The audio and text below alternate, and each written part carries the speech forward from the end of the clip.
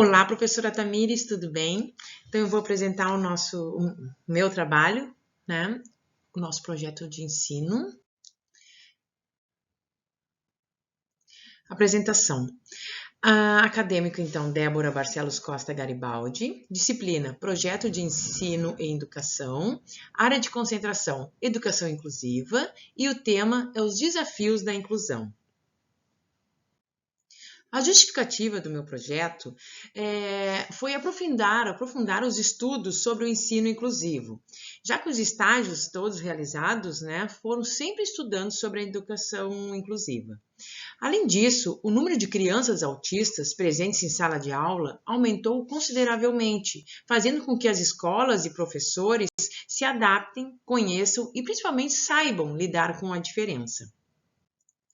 Os objetivos do projeto é identificar as dificuldades das instituições de ensino com relação à educação de alunos autistas.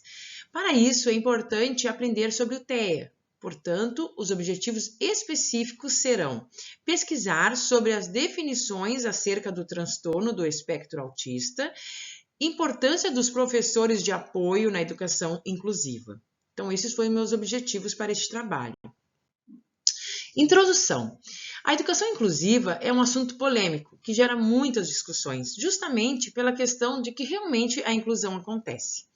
Com isso, professores e escolas devem sempre estar estudando, se especializando para entender como lidar com crianças que têm alguma limitação.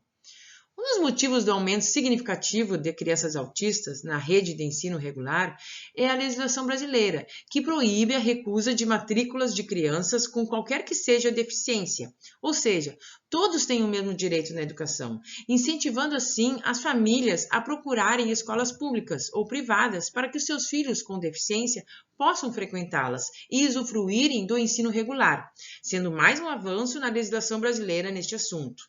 Lima, 2020.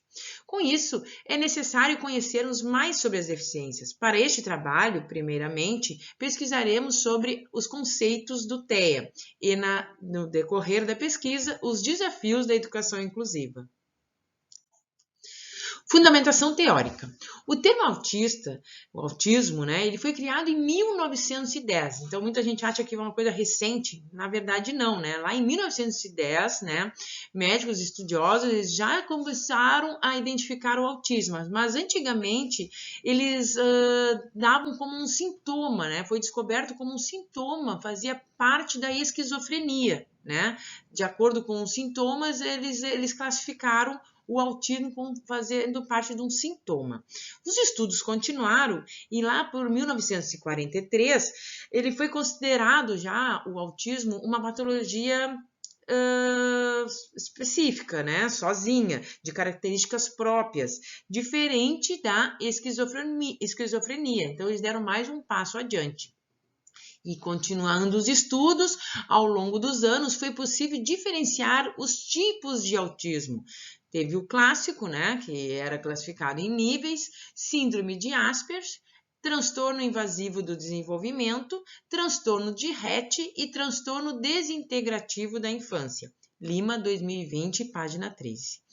Já em 2013, agora, recentemente, praticamente, com a 5ª edição do Manual Diagnóstico e Estatístico de Transtornos Mentais, o famoso DSM-5, concluíram que os indivíduos com o diagnóstico de autista, transtorno de Asperger ou transtorno global do desenvolvimento devem receber o diagnóstico de transtorno de espectro autista.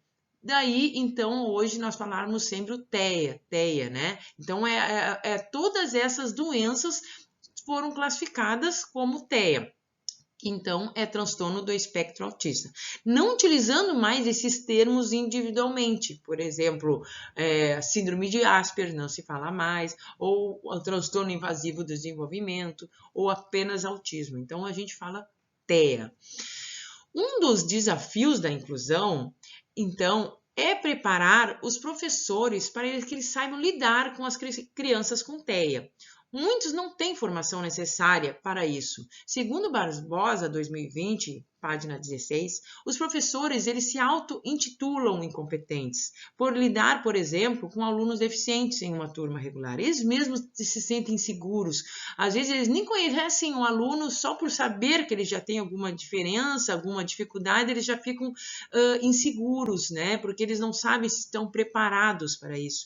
E é nesse trabalho que eu fiz durante praticamente toda a faculdade e que a gente tem que estar estudando, a gente tem que estar lendo muito, porque as informações vão se atualizando, elas vão mudando, e o professor, né, e eu como uma futura professora, nós devemos estudar para saber lidar quando chegar a nossa vez, né? Então, muitas vezes encontramos professor de apoio, né, desempenhando um papel equivocado na sua função. Para isso, foram criadas leis, mais especificamente a nota técnica número 19, 2010, a Sinclair, né, em 2019, página 61, corrobora, nos explicando o que é essa nota sobre os professores de apoio. Essa nota visou regulamentar as práticas realizadas nesse contexto, pois buscava garantir a existência de profissionais específicos para a realização de apoio para atividades de locomoção, higiene, alimentação, para que os estudantes que realizassem essas atividades não conseguissem fazer independentemente, né? Então, por isso que foi criado essa lei para que os professores de apoio seja necessário e é extremamente necessário nas salas de aula. Então, o documento aponta que não seria atribuição desse profissional desenvolver atividades educacionais diferenciadas, nem se responsabilizar para o ensino desses alunos. Ou seja, a preocupação deveria centrar-se em subsidiar, né, apoiar o professor regente em sala de aula, a fim de que ele possa realizar o trabalho pedagógico com o aluno. Então, muitas vezes a gente encontra, isso até está no meu trabalho, mas eu não consegui colocar todas as informações, mas muitas vezes a gente encontra aquele professor de apoio naquele cantinho da aula, né, com aquele aluno que precisa desse apoio, e na verdade às vezes acontece uma exclusão dentro da inclusão, né? Não é porque a gente tem o professor de apoio e a gente tem um aluno incluso que a inclusão acontece.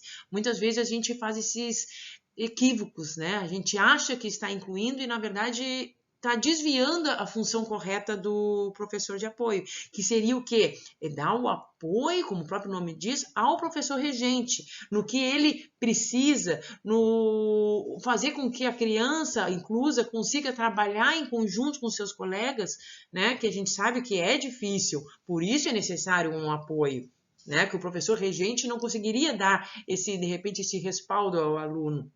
Então, a gente tem que ter muito cuidado quando a gente tem esse apoio para não acontecer a exclusão dentro da inclusão. Com isso, percebemos, então, a real importância dos professores de apoio em sala de aula.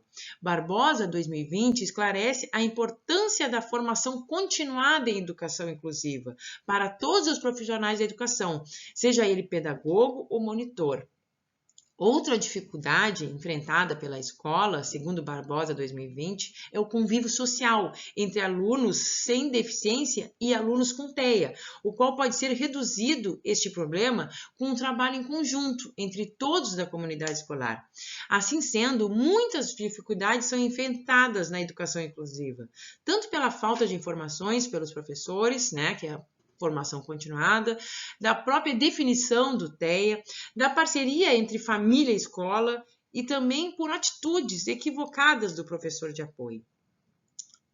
É um caminho longo a seguir, mas todos com o mesmo propósito chegaremos em um dia onde esses desafios serão resolvidos. A metodologia do meu projeto. Os materiais utilizados para a realização deste projeto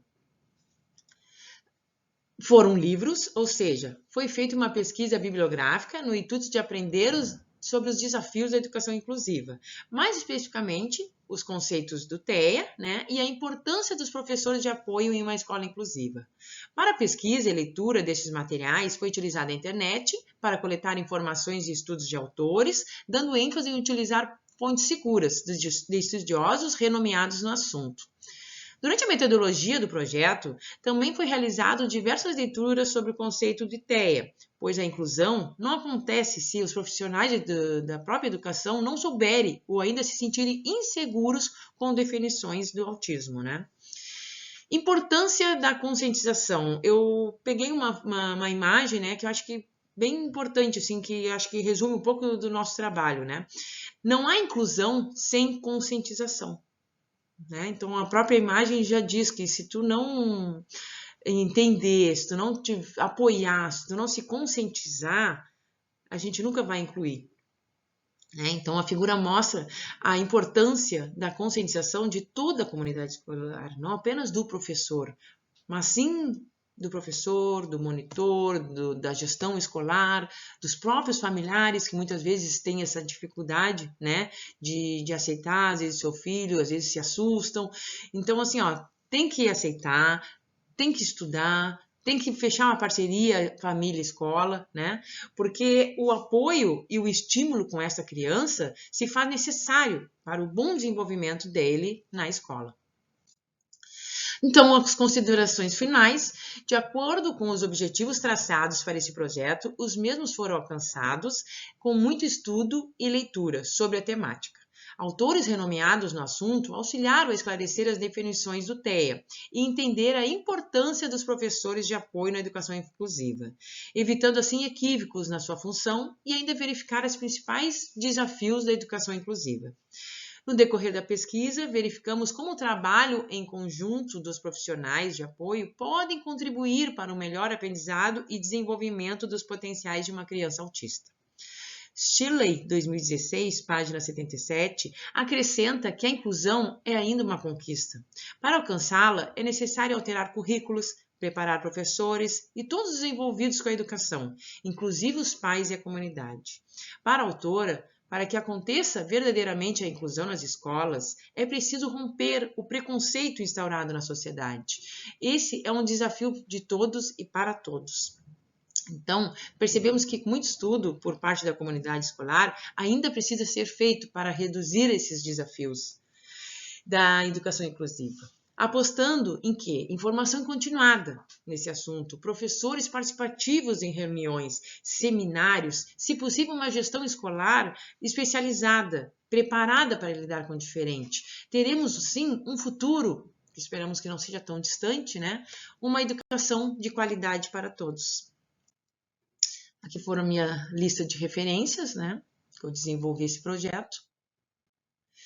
E eu finalizo, então, o meu trabalho, né, com o título, que é Os Desafios da Educação Inclusiva. São muitos, né? A gente sabe que são muitos, não vão ser resolvidos assim de uma hora para outra, mas o Brasil está trabalhando, está caminhando para isso, e nós, como futuros professores, temos esse desafio também de estudar agora e logo após a nossa formação concluída, sempre continuarmos estudando, a formação continuada, né? Que faz a diferença de futuros professores. Muito obrigada. Tchau.